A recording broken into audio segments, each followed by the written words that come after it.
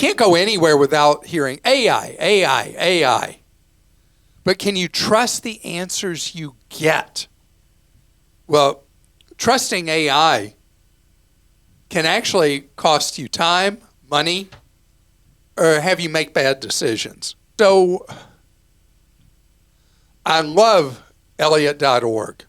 It's a consumer advocacy organization that talks about individuals having specific problems with generally large companies that are not treating them right. And Elliott.org recently had a post about a problem a guy named Jason had with Expedia. And so Jason buys a trip, and Expedia now has its own AI that is a virtual agent that's there with you as you're shopping around. Don't know if you've experienced this with Expedia. And so the virtual AI says, this AI chatbot says, you can cancel this with no risk within 24 hours for a full refund. Literally, it says you could cancel the package within 24 hours. Literally, the words it says is full refund. So he does the booking, over $3,500, and then Expedia only gives him back half the money. And they said, well, it's in our terms and conditions, and we don't honor what our chatbot says. It's up to you to read the terms and conditions. And the FTC, for whatever it's worth, has said, yeah, company has a chatbot that tells you something and it conflicts with what the terms of service say, then whichever is to the favor of the consumer, that's the real story. But Expedia told him to pound sand and said, tough, you're out half your money. Now remember, he did a booking and used that 24-hour period to decide, canceled within it, and then they said, yeah, joke's on you, we're keeping your $1,750. And so this is crazy. Expedia's spokesperson said, we encourage travelers to review all policies before booking. Come on. How corporate stupid is that? That's so far beyond mean, that gets all the way to stupid. And what's a bad combination? Mean and stupid, right? So, of course, after Elliott's advocates contacted Expedia, they gave the money back. But how do you know if somebody doesn't know effectively how to complain, what happens?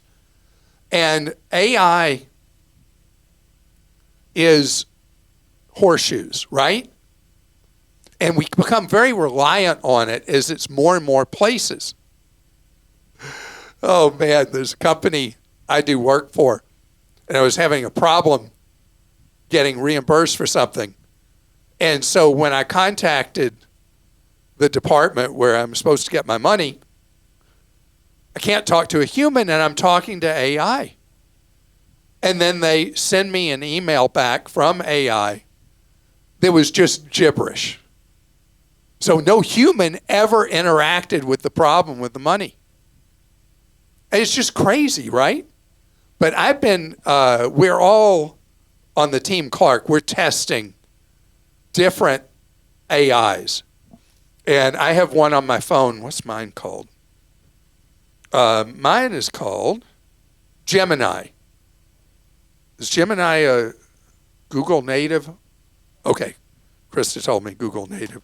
And what are some of the others that people on the team have been testing? Do you know? I know ChatGPT is the big one. But there's another one that James uses. I don't remember which one. It's called Gronk or something? Yep. Gronk? I think that's it. Anyway, Gronk, so we're testing these different things. And what's been funny with the Gemini is it gives answers verbally and written with such authority that you think, oh man, this has to be true.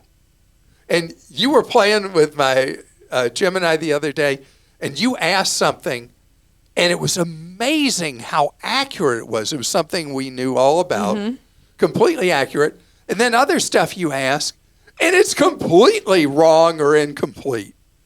So we're in very early innings with any of this stuff. Just as Expedia lied to that customer with its chat thing, there's the bot. There's a lot of stuff that's being worked on, and just because it sounds so authoritative doesn't mean you take it as actual fact. Because as we've seen in our testing of these different things, they can be so good and then so wrong. And be aware that what they say is not necessarily fact.